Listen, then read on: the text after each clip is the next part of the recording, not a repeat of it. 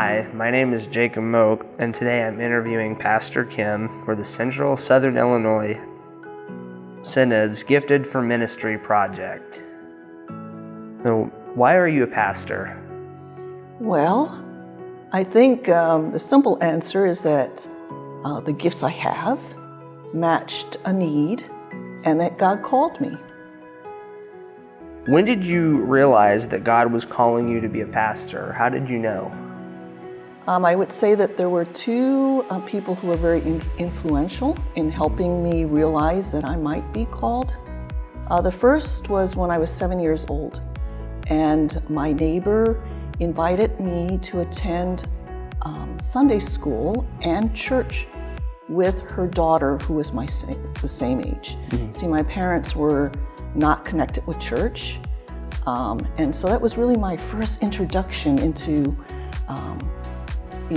the church family. And she was so patient. I can think of all the things that I got into trouble with, as a 7-year-old. You don't sit still in church. And I remember there was one time we even were playing it was Easter, and we were playing in the fellowship area, and we were throwing jelly beans at each other. And of course we got caught. And in those days, the pastor was pretty strict, and so he made us come in for a whole week to clean the church. Ooh. As our punishment, or to get us more disciplined or whatever. And my neighbor was so patient. She actually would pick us up and drive us over to the church, and we would do that. Oh. And then the second person was my campus pastor. And that was when I really began to learn about Jesus, about the faith.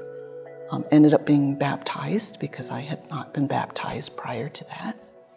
And he got me involved in Lutheran campus ministries and something that was known called Lutheran Student Movement.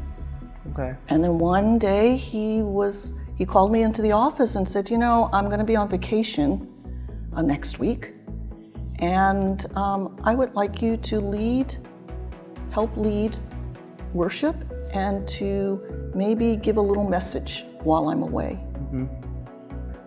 How were you involved in the church before becoming a pastor, if at all? Yeah, I would say that I really became involved when I was in college. Okay. And then after I graduated from college, what was then my home congregation, I got involved in Christian education. In fact, I was the Sunday school teacher. It was an urban church. It was really strapped for money. It had a healthy bunch of kids ranging from age, I want to say 3 to maybe 16.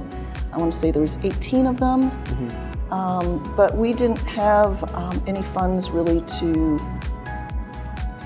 have curriculum or student guides or lessons.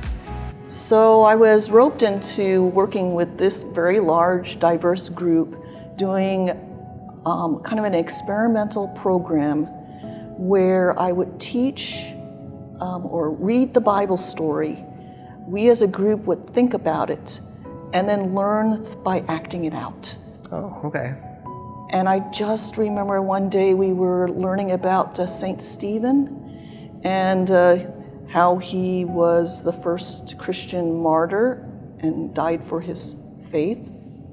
And there was an older person who was playing Stephen, and some kids came and they wadded up newspaper balls into balls to be the stones, and they were acting out Stephen's death. And Stephen got to the point where he looked up at heaven and said, into your hands, O Lord, I commend my soul, and he died. And one of the little kids who had up to this point been just bombarding Stephen with these wadded up newspaper stones, just suddenly dropped his